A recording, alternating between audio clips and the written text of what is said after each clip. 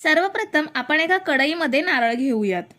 ओला नारळ घ्यायचा आहे, ज्यामध्ये पाणी असेल असा नारळ पाहिजे। आता ह्यामध्ये 3 ग्लास एवढं पाणी घ्यायचं आहे।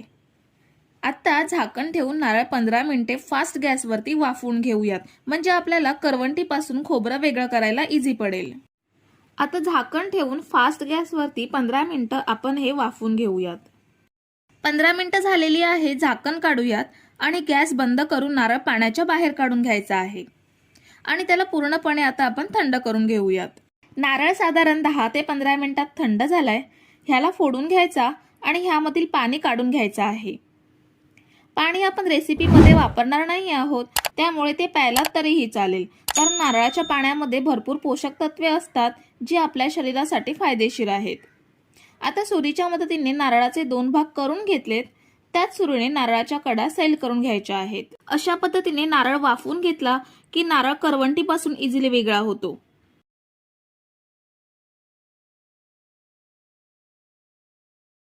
हे बघा, बघू शकता खूपच सोप्या पद्धतीने खोबऱ्याची वाटी करवंटीपासून वेगळी झाली आहे।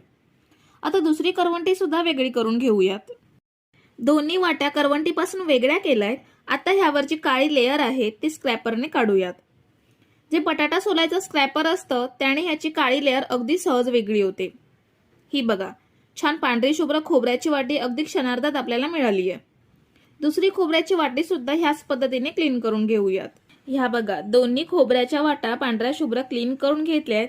ही काळपट साल आपण जी बाजूला केली आहे ती टाकून द्यायची नाही, तर ही साल आपण चटणीमध्ये किंवा वाटणामध्ये वापरू शकतो।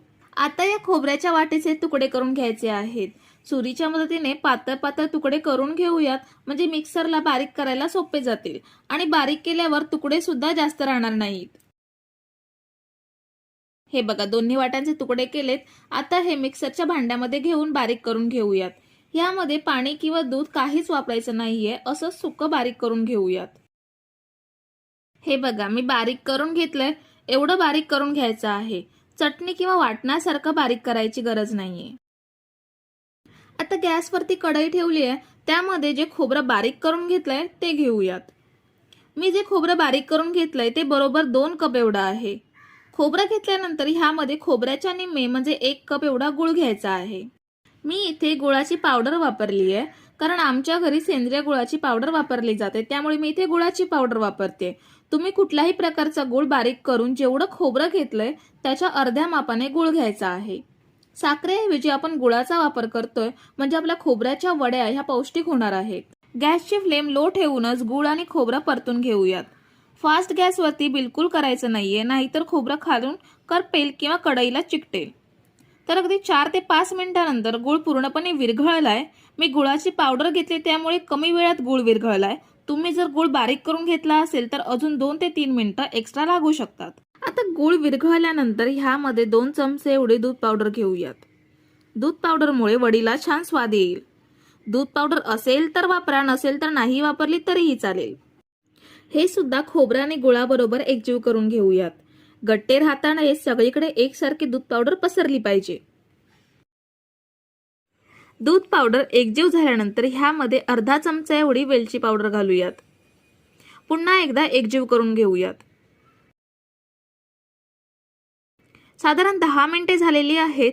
मिश्रण एकत्र येतंय आणि घट्ट बसते, तर ह्या स्टेजला थोडंसं मिश्रण हातात घेऊन बघायचं। गोळा तयार होतोय आणि हाताला चिकटत पण नाहीये, तर आता गॅस बंद करूयात।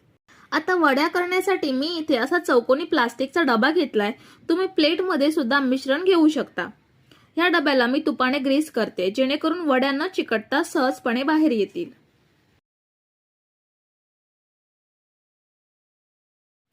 आता ह्यामध्ये तयार केलेलं मिश्रण घेऊयात। मिश्रण चमच्याने घट्ट दाबायचं, म्हणजे वड्या तुटणार नाहीत आणि शेपमध्येच बाहेर येतील। आता हे पूर्णपणे थंड करून घेऊयात। साधारण अर्ध्या तासातच फॅन खाली थंड करून घेतलंय।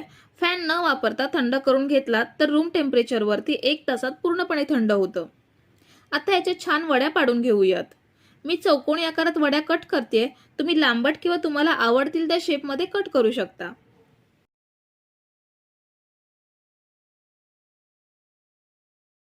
ह्या बघा, किती छान वड्या तयार झाल्यात।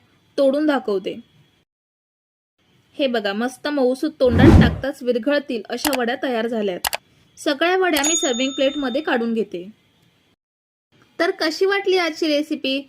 सोप्या पद्धतीने खोबरं नारळातून वेगळं काढून साखर न वापरता मऊसूत नारळाच्या वड्या अगदी काही मिनिटातच तयार झाल्या. रेसिपी आवडली असेल तर लाईक तर बनतोच, आणि चॅनलला अजून सबस्क्राईब केलं नसेल तर पटकन सबस्क्राईब करा, म्हणजे छान छान रेसिपीज तुम्हाला माझ्या चॅनलवरती पाहायला मिळतील.